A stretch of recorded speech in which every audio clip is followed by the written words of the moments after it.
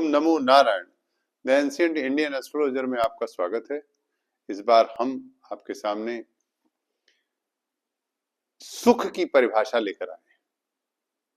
सुख सुख के कई रूप हैं। कभी तो हमें कर्म से सुख मिलता है, कभी जीवन में संबंधों से सुख मिलता है, कभी कुछ प्राप्त होने पर सुख मिलता है, कभी कुछ के ना प्राप्त होने पर सुख मिलता है। इस प्रकार से सुख की अनंत परिभाषा है, अनंत सीमा, अनंत स्थितियां हैं। सुख ही जीवन में एक सार तत्व, भौतिक जीवन में जो सुख की परिभाषा है वो कई प्रकार से कही गई। आध्यात्मिक सुख भी होता है। इस प्रकार से हम सुख पर आज बोलने वाले हैं कि सुख क्या है। सुख जीवन में चतुर्थ भाव से देखा जाता है। तो आप सभी लोग, हमारे ज्योतिष बंधु, हमारे दर्शक दीर्घा सब विद्वान हैं और बड़े ही ज्योतिष प्रेमी हैं। उनके कमेंट और उनके जो भाव हैं चैनल पर, उससे हमें प्रकट ये हो रहा है और मैं जान रहा हूं कि वो बहुत ही ज्योतिष प्रेमी हैं। तो हम आज इसी बात को कहना चाहते हैं कि जब जन्म लग्न की जो स्वाभाविक लग्न है, उसका जो चौथा भाव है, उसका स्वामी सुख का भाव का कारक होता है। तो आप जानते हैं चौथा भाव सुख का कारक है और चौथे भाव का स्वामी भी सुख का कारक हुआ। तो ये तो एक सामान्य बात है, क्योंकि जन्म लग्न में जो दिखता है वो रहता नहीं। तभी हमें पाराशर जी ने कहा कि आप षोडश वर्गों का सहारा लीजिए। अर्थात बिना षोडश वर्ग की आप परिभाषा, मतलब किसी चीज का प्रेडिक्शन, किसी भी जातक का प्रेडिक्शन तब तक न करिए जब तक कि षोडश वर्ग में 2-3 चार्ट आप न देख लें। इसी प्रकार हम इससे पहले भी वीडियो में आपको कई बार षोडश वर्गों के बारे में चर्चा कर चुके हैं।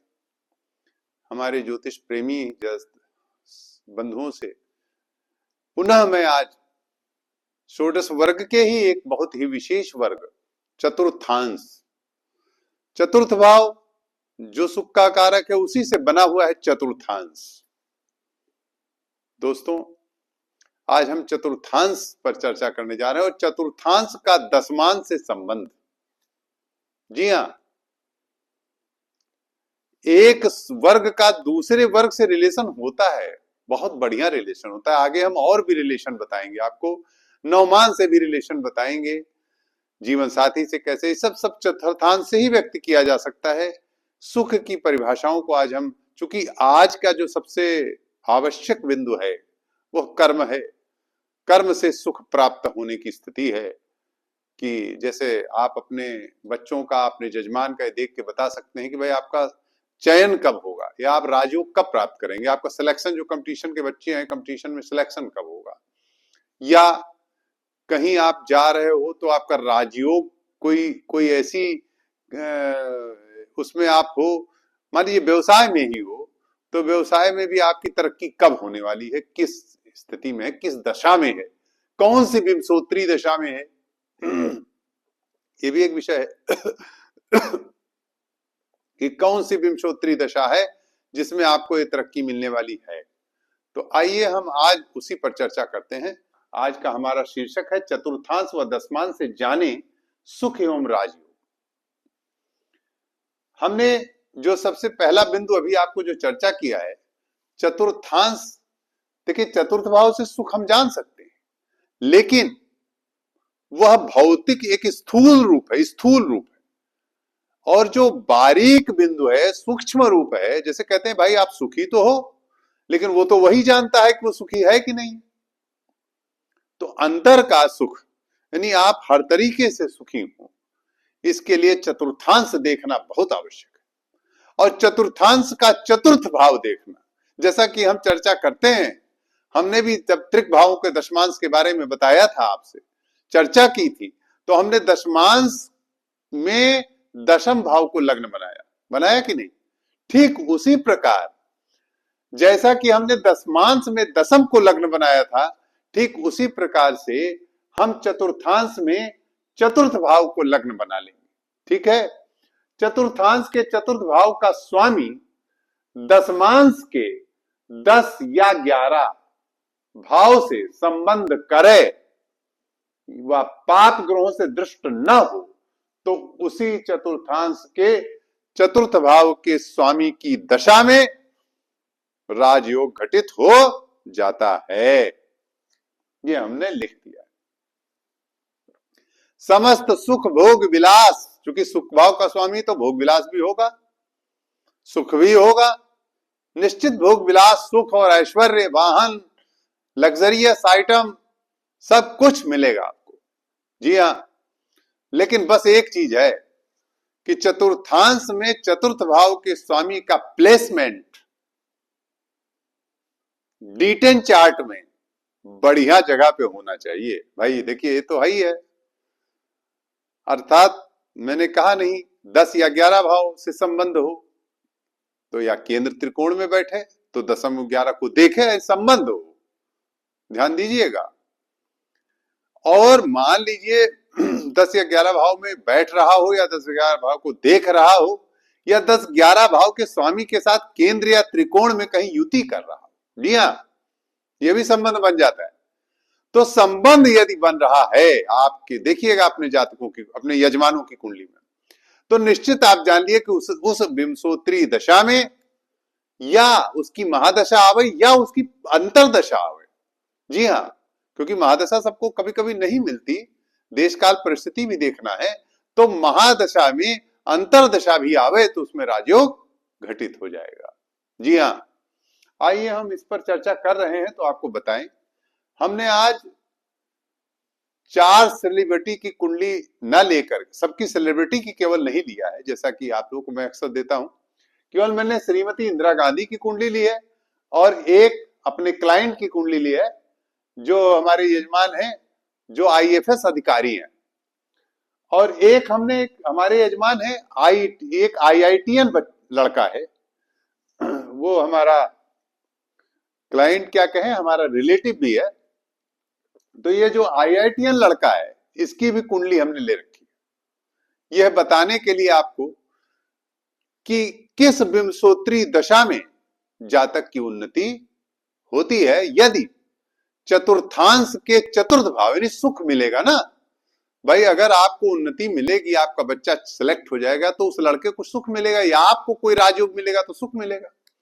तो वो तब मिलेगा जब चतुर्थांश के चतुर्थ भाव के स्वामी का संबंध यदि D10 चार्ट में 10 में या 11 भाव से हो रहा है, तो उसकी दशा में राजयोग निश्चित घटित होता है, चाहे महादशा हो चाहे अंतरदशा हो। आइए हम आज पहले तो IFS महोदय की कुंडली देखते हैं।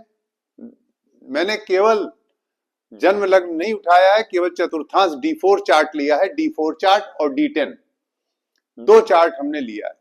D4 में ये जो IFS महोदय हैं, इनका चतुर्थ भाव, ये इसका स्वामी शुक्र हुआ। ध्यान से देखिए, सीधे मुद्दे पर आता हूं, इनका स्वामी शुक्र हुआ। अब देखिए D10 चार्ट में, यानी D10 में वो कहां बैठा है, देखिए आप स्वयं देखिए, D10 में वो 10th हाउस में बैठा हुआ है।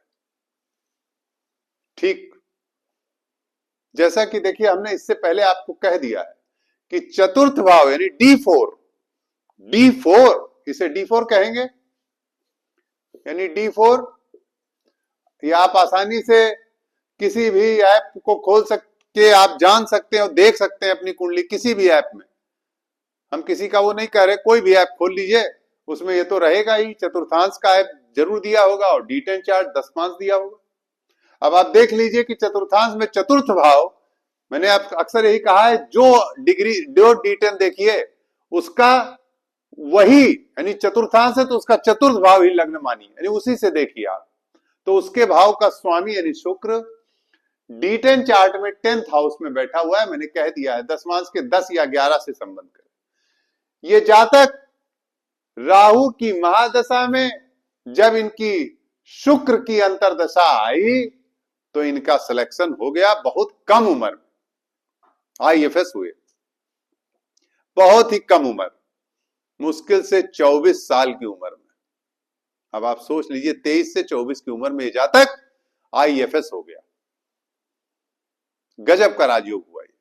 जबकि कुंडली देखो तो सामान्य सी लगती है, लेकिन चतुर्थांश के चतुर्थ भाव के स्वामी का D10 में दसम भाव से रिलेशन उसी में बैठा हुआ है, और जैसे ही राहु में शुक्र की दशा आई उसने राजयोग दे दिया। जातक IFS हो गया। IFS कोई सामान्य बात नहीं है, ना सामान्य पद है। आइए अब हम आपको श्रीमती इंदिरा गांधी जी की कुंडली पर ले चलते हैं। सीधे इनका हमने D4 चार्ट, D4 और D10 यानी चतुर्थांश और दशमांश दो ही चार्ट लिया है समझाने के लिए, जैसा कि हमने ऊपर लिख रखा है। आप अच्छी तरह समझ गए होंगे, बार बार उसको हम नहीं दोहरा रहे, लेकिन हाँ, दोहराने से ये रहता है कि आपको बार बार समझ में आएगा। देखिए, हमारा केवल मकसद यही रहता है। D4 यानी चतुर्थ भाव, चतुर्थांश का चतुर्थ भाव का स्वामी, ध्यान दीजिएगा, यानी D4 चार्ट का 4th हाउस का जो लॉर्ड है, स्वामी है, वो D10 चार्ट में 10th हाउस या 11th हाउस से रिलेशन करे तो निश्चित रूप से उसकी विंशोत्तरी दशा, महादशा या अंतरदशा में राजयोग घटित होता है। देखिए, श्रीमती इंदिरा गांधी D4 चार्ट में चतुर्थ भाव का स्वामी क्या है? चंद्रमा है। देखिए, वो D4 में भी 10th में बैठा है, देखिए, और D10 चार्ट में 11th में बैठ गया है, देखिए 11th। हाँ, एक चीज मैं आपको आज बता दूं, इस पर कभी आगे भी वीडियो में चर्चा करूंगा। मैंने लिखा है कि पाप ग्रहों से द्रष्ट ना हो। आप इस पे प्रश्न उठा सकते हैं। आप प्रश्न उठा सकते हैं कि यहां तो पाप ग्रहों से युति हो रही, शनि के साथ युति हो रही है। तो दोस्तों, मेरे साथियों, मैं आपको बता दूं आज कि यदि कोई भी ग्रह पापक ग्रहों से युति कर रहा है तो खराब नहीं है, उसे और भौतिकता मिल रही है। जी हां, यदि वो किसी ऐसे पापक ग्रहों के साथ युति कर रहा है, कंजंक्शन में है, तो बुराई नहीं है, लेकिन अगर दृष्टि है तो बुराई है। यही चंद्रमा अगर शनि से दृष्ट हो जाता तो ये राजयोग भंग हो जाता। ठीक है, जैसा कि मैंने आपको बताया, युति करेगा और फलदायी होगा, लेकिन दृष्टि करेगा तो फलदायी नहीं होगा। देखिए, इनके शुक्र पर किसी भी है, पापक ग्रहों की दृष्टि है, मंगल की दृष्टि है, लेकिन मंगल यहां, ये भी आप कह सकते हैं कि यहां मंगल 1 2 3 4 दृष्टि कर रहा है, लेकिन ध्यान दीजिएगा, मंगल क्या है? मंगल क्या है? लग्नेश भी है। और चतुर्थ दृष्टि मंगल की हमने इससे पहले वीडियो बनाया है। उस वीडियो में हमने मंगल की चतुर्थ दृष्टि पर बहुत चर्चा की है, और हमने बताया है आपको कि मंगल की चतुर्थ दृष्टि अगर दशम पे आए तो वो लाभकारी होती है। यहां ये भी मैं आपको बता देना चाहूंगा।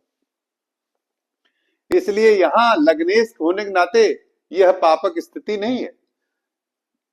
और वैसे शुक्र पर दृष्टि मंगल की केवल है, तो मैंने आपको बताया कि आप प्रश्न उठा सकते हैं, तो इसलिए मैंने आपसे कहा कि ये लग्नेश होने के वजह से, चूंकि लग्नेश है और सप्तम में बैठा हुआ है, तो इसका दृष्टि, इसकी और चतुर्थ दृष्टि मंगल की खराब नहीं है, लेकिन सातवीं दृष्टि खराब है। यहां आइए, फिर हम आते हैं अब इंदिरा जी की कुंडली में। देखिए, शनि और चंद्र युति कर रहे हैं। कोई भी 1 2 3 4 यहां कोई भी पापक ग्रह की दृष्टि नहीं है, कोई भी पापक ग्रह की, देख लीजिए। इस प्रकार से चंद्रमा 11वें भाव में, एकादश भाव में बैठ गया, कारक हो गया।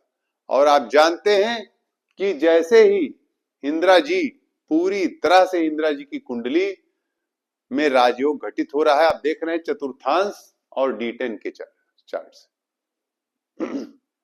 इनकी जब जब चंद्रमा की अंतरदशा आई तो इनका अच्छा रहा, समय अच्छा रहा। केवल राहु की दशा इनके लिए ठीक नहीं रही, लेकिन चंद्रमा की दशा, अंतरदशाएं आए, और शनि, क्योंकि शनि से युति कर रहा है, वो भी फल देगा। तो शनि की महादशा भी इनके लिए बहुत अच्छी रही। आइए अब हम IITN महोदय की कुंडली पर चर्चा करते हैं। इनका चतुर्थांश शनि है। देखिए यहां भी वो केंद्र में ही दसम भाव में बैठा है, चतुर्थांश में भी दसम में बैठा है बृहस्पति के साथ, और यहां दशमांश में पंचम हाउस में बैठा है, यानी 11th हाउस को देख रहा है। ध्यान दीजिएगा, यहां शनि के अपने ही चतुर्थांश चतुर्थ के स्वामी होने से, एकादश को देखने से पापत तो नहीं लग रहा, पापत दृष्टि का दोष। ये मत कहिएगा कि एकादश को वो देख रहा है शनि तो पापत तो लगे, नहीं। शनि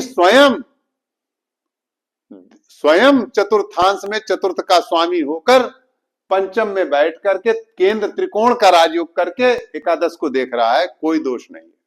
हाँ, शनि पर अगर कोई पापक दृष्टि होती तो जातक को दोष लगता, पर शनि पर कोई पापक दृष्टि नहीं है, अपितु बृहस्पति की दृष्टि है।